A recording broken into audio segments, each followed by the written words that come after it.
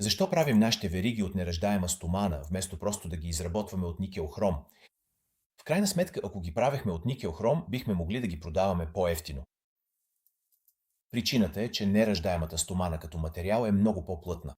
Това означава, че е малко по-тежка, а когато разчитате на центробежната сила, за да отстранявате отпадъци от стената на тръбата, колкото по-тежък е този материал, толкова по-ефективен ще бъде, докато по-лекият ще бъде по-малко ефективен. Друго предимство на неръждаемата стомана пред никел-хрома е, че неръждаемата стомана е много по-устойчива на износване, което означава, че веригата ви ще издържи по-дълго.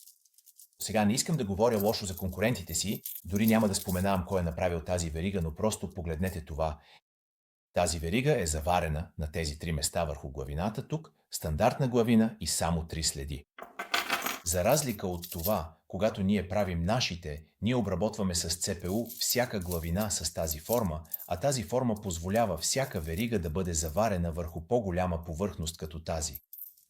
Както виждате, тя пасва в тази вдлъбнатина. Това означава, че има много по-голяма повърхност, която държи тази верига към главината. И именно това прави една верига качествена. Благодаря, че гледахте и отново нямам намерение да говоря лошо за ничия марка.